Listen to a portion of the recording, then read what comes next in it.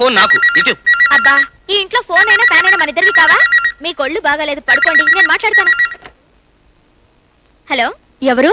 నేను శారదని మాట్లాడుతున్నాను. Hello hello, ఎవరండి? ఎవరు మాట్లాడరే? నిజంగా నువ్వేనా మాట్లాడుతుంది? ఏ నాకు మాట పోయిందనుకున్నావా, లేక మనిషినే పోయానని ఎవరైనా చెప్పారా? అబే అది కాదు, నా మీద నీకు చాలా కోపంగా ఉంది కదా, అయినా ఇంకా మాట్లాడుతున్నావా అన్నాను. చాచా, నీ మీద నాకు కోపం ఏంటక్క? అక్క మరేంటక్క, కష్టాల్లో కూడా మనం కలవకపోతే ఎలా? ఇప్పుడు కష్టాలు ఎవరికి వచ్చాయి? అయ్యయ్యో, నీకు విషయమే తెలీదా? పొద్దున్న సతీష్ స్నానం చేయడానికి గీజర్ ఆన్ చేసి ట్యాప్ తిప్పాడా, గీజర్ లో ఏదో రాంగ్ కనెక్షన్ ఉందనుకుంటాను, కరెంట్ షాక్ కొట్టి ఫ్రై అయిపోయాడు. నిజంగానా? అవునక్క, ఇంతకు ముందే హాస్పిటల్ నుండి తీసుకొచ్చాను. ఇదిగో నువ్వు మాట్లాడు, కొంచెం షాక్ అయినా తగ్గుతుంది. ఏమండి ఫోన్? ఎవరు? సంగీతక్క.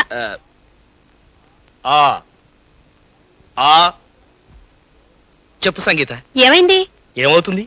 కొట్టిన షాక్ కి ఉడికిపోయిన బంగాళదుంపలాగా తొక్క లేచిపోయింది. శారదా ఈ సతీష్ అలా పార్కుకి వెళ్తారు. అనుకోకుండా మధ్యలో వెళ్ళినట్టు ఈ సంగీత కూడా పార్కుకి వెళ్ళి ఆ మొగుడు పిల్లల్ని చూసి హాయ్ అంటుంది. కానీ సంగీత హ్యాండ్ బ్యాగ్ లో టైం బాంబు ఉంటుంది. నా హ్యాండ్ బ్యాగ్ లోనా? అలా కోట్ జేబులో. లేకపోతే ఏమిటమ్మా, చెప్పింది సరిగ్గా విను. మీరు ముగ్గురు అలా సరదాగా పల్లీలు తింటూ కూర్చుంటారన్నమాట. మధ్యలో బాంబుకి టైం సెట్ చేసేసి పక్కనే ఉన్న పొదల్లో ఎవరు చూడకుండా దాచేసి పని ఉందని చెప్పి నువ్వు అలా వెళ్ళిపోతావు. నీ వెనకాలే ఐస్ క్రీమ్ తెస్తానని చెప్పి సతీష్ కూడా వెళ్ళిపోతాడు. సరిగ్గా సతీష్ వెళ్ళిన 2 నిమిషాలకి బాంబు పేలిపోతుంది అన్నమాట. శారదా, శారదా, ఏమిటండి? ఎక్కడున్నావు? ఇక్కడ. ఓహో శారదా, నువ్వు వంట చేస్తున్నావా? అవును. ఆ వెధవ వంట మానేసి వెంటనే రెడీ అవ్వు. అలా సరదాగా బయటకి. ఎక్కడికండి? ఎగ్జిబిషన్ కా? ఎగ్జిబిషన్ లో ఏముంది నా బొంద, మహా అయితే అప్పడాల కర్రలు చెక్క దువ్వెలు తప్ప. అలా సరదాగా పార్క్ వెళ్ళ. ఏమండి లేట్ అయిపోతుంది, ఇంటికి వెళ్ళిపోదామా? అప్పుడేనా రావాల్సిన వాళ్ళు అందే. రావాల్సిన వాళ్ళ? హాయ్, బాగున్నారా? ఇప్పటిదాకా బాగానే ఉన్నాం. ఏ చెట్టు చాటు నుంచో బూచి అని వస్తాం అనుకున్నాను, వచ్చేసావు.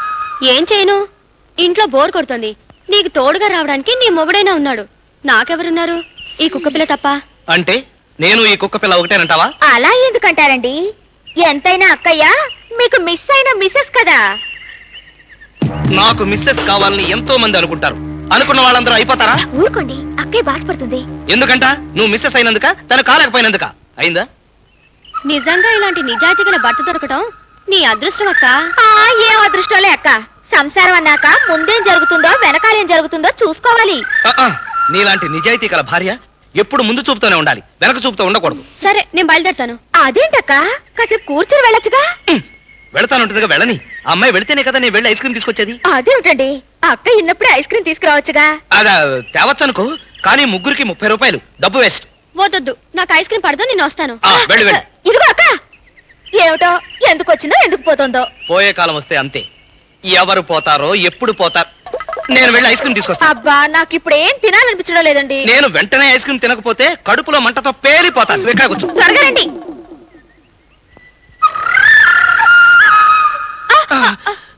అమ్మయ్య, వస్తావా రావా అనుకున్నాను. నేను అంతే, టైం దాటిపోతే ఉంటాను పోతాను అనుకున్నా. పద పద.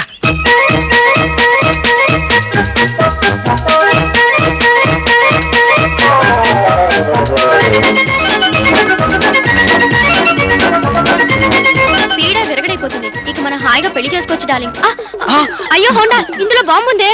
అవును, ఇదేమిటి బ్యాగ్ తెచ్చేసింది? ఇంట్లో వస్తువులు మర్చిపోతే తెచ్చివ్వడం అలవాటైపోయింది. ఓసిని విశ్వాసం మండ, అందులో ఉన్నది కేక్ ముక్క అనుకున్నావా? Time bomb. సతీష్, బ్యాగ్ తీసుకుని దూరంగా విసిరే. అంటే నేను బ్యాగ్ తీసుకెళ్తుంటే మధ్యలో అది పేలిపోయి చచ్చిపో. నాకంటే నీకు కుక్కే ముఖ్యమా? అది కాదు సతీష్, నా మీద నీకు ప్రేమ లేదా? ఉంది, కానీ అంతకంటే పవర్ఫుల్ టైం బాంబు ఆ బ్యాగ్ లో ఉంది. ఒసై కుక్క, విశ్వాసం లేని కుక్క, నువ్వెక్కడికి తెచ్చావో అక్కడికే తీసుకెళ్ళి పెట్టా.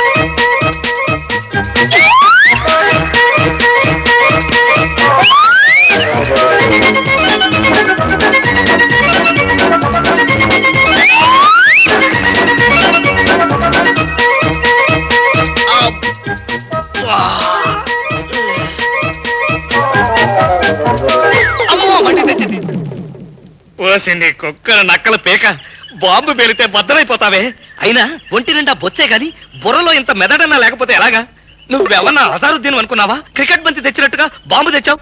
నువ్వునా చెప్పు సంగీత. అమ్మో టైం అయిపోయింది.